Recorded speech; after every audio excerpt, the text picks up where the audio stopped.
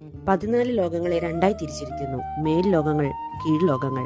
ഒന്നാമത്തേത് മേൽ ലോകങ്ങൾ. അതിൽ 7 ലോകങ്ങൾ പെടുന്നു. അതിൽ ആദ്യത്തേത് ഭൂലോകമാണ്. രണ്ടാമത്തേത് ആകാശഗ്രഹങ്ങളുടെ ഇരിപ്പിടമായ ഭുവർലോകം. മൂന്നാമത്തതോ ദേവേന്ദ്രന്റെ ആസ്ഥാനമായ സ്വർലോകം. നാലാമത്തേത് മഹാവിഷ്ണുവിന്റെ ആസ്ഥാനമായ മഹർലോകമാണ്. അഞ്ചാമത്തേത് മനുഷ്യരുടെ ഇരിപ്പിടം എന്ന് വിശ്വസിക്കുന്ന ജനലോകം. ആറാമത്തേത് ഋഷികളുടെ ഇരിപ്പിടം എന്ന് പറയപ്പെടുന്ന തപോലോകം. ഏഴാമത്തേതാവട്ടെ ബ്രഹ്മാവിന്റെ ഇരിപ്പിടമായ സത്യലോകം.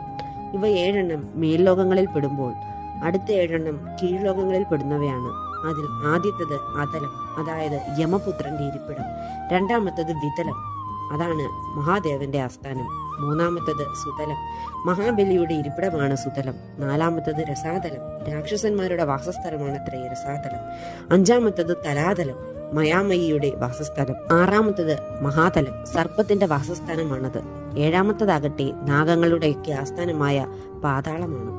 മൃണ്മയമായതും നടക്കുമ്പോൾ നമ്മുടെ പാദം തട്ടുന്നതുമായ തലമാണ് ഭൂലോകം. ഭൂമിക്കും സൂര്യനും ഇടയിലുള്ളതും സിദ്ധരും മഹർഷിമാരും വാഴുന്നതുമായ ലോകമാണ് ഭുവർലോകം. സൂര്യനും ധ്രുവനക്ഷത്രത്തിനും ഇടയിലുള്ളത് സ്വർലോകം. ഈ 3 ലോകങ്ങൾ കൃതക ലോകങ്ങൾ എന്നാണ് അറിയപ്പെടുന്നത്.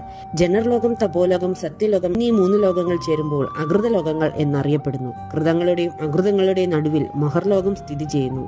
കൽപ്പാവസാനം എല്ലാം നശിക്കുമ്പോഴും മഹർലോകത്തിന് നാശം വരുന്നില്ല.